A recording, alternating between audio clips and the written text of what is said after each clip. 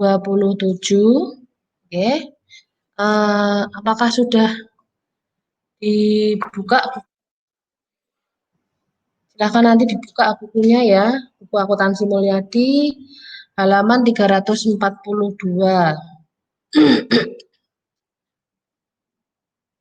Oke. Nah, saya sambil share screen ya. Sebelumnya, selamat pagi semuanya. Assalamualaikum warahmatullahi wabarakatuh. Waalaikumsalam warahmatullahi wabarakatuh. Oke.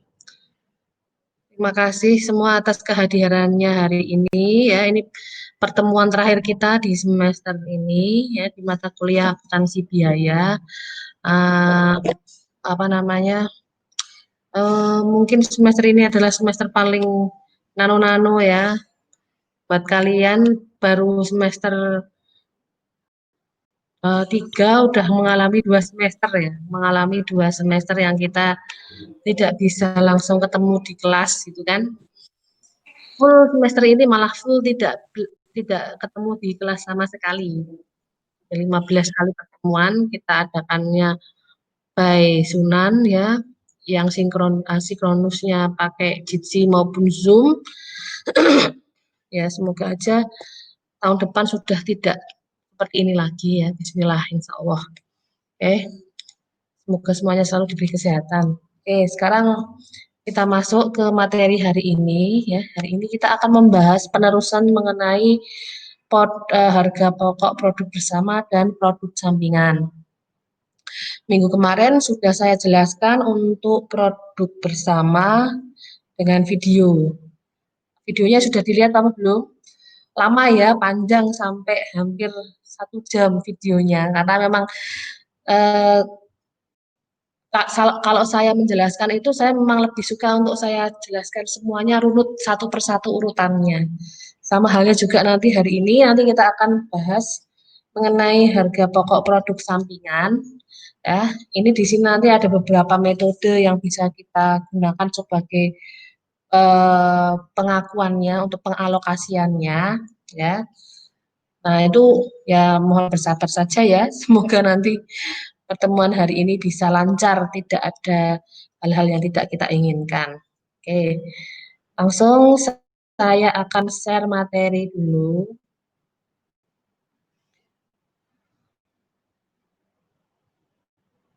Nah, apakah sudah terlihat?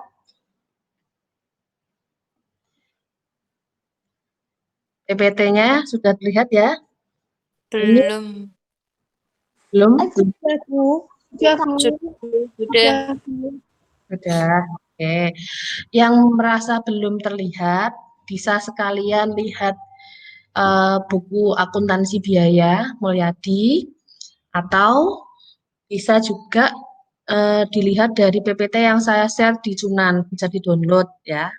Nanti sambil mendengarkan saja ya, sekalian silahkan Anda dengarkan dicocokkan dengan yang ada di buku. Oke. Nah, minggu ini kita membahas mengenai harga pokok produk sampingan. Nah, yang masih ingat ya harga pokok produk sampingan contohnya seperti apa ya, kalau minggu kemarin saya contohkan itu adalah serbuk kayu.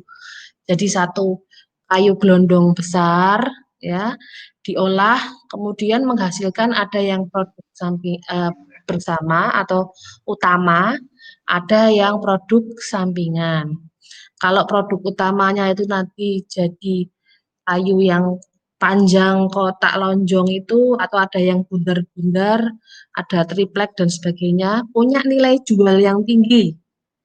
Nah, yang produk sampingannya adalah serbuk kayunya, yang harusnya tidak ada nilai jualnya.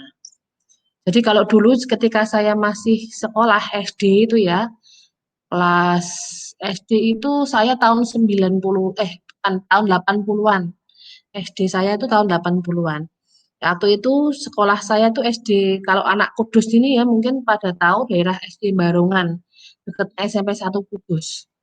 Nah, sekolahnya itu kan sekolah kuno, tidak pakai keramik gitu ya, tapi lantainya tuh masih tekel yang lama. Nah, itu untuk membersihkan itu pakai serbuk kayu.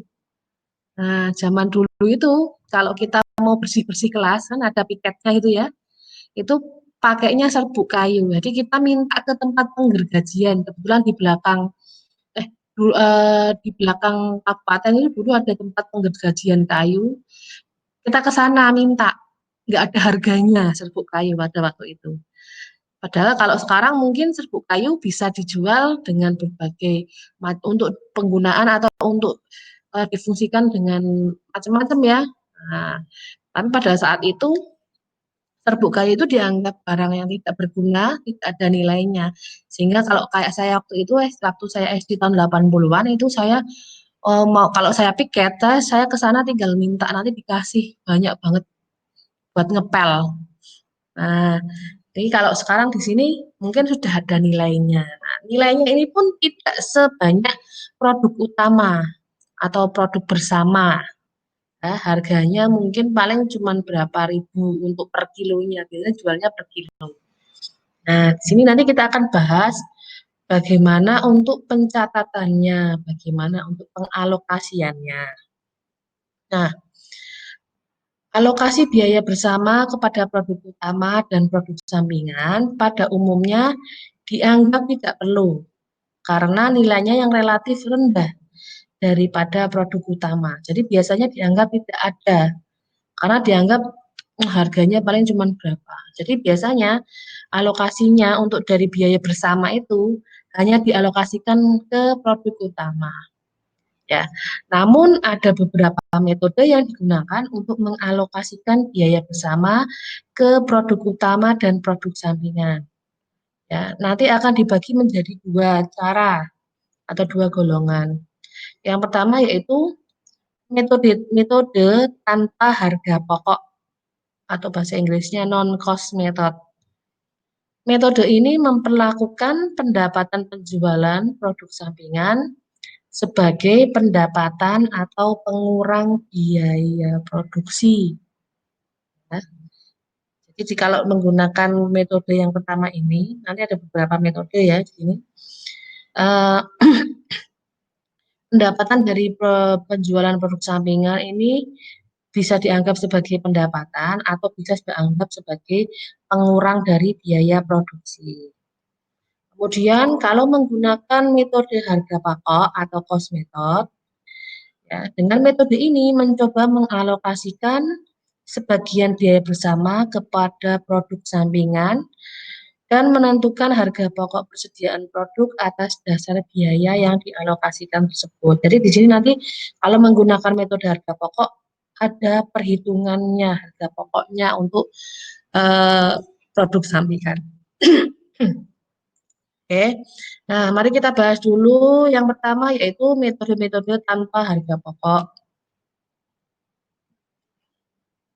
Ada beberapa metode perlakuan terhadap pendapatan penjualan produk sampingan. Ya, di sini ada 4. Di mana yang pertama ada pendapatan penjualan produk sampingan diperlakukan sebagai pendapatan di luar usaha. Kemudian yang kedua, pendapatan penjualan produk sampingan diperlakukan sebagai tambahan pendapatan penjualan produk utama.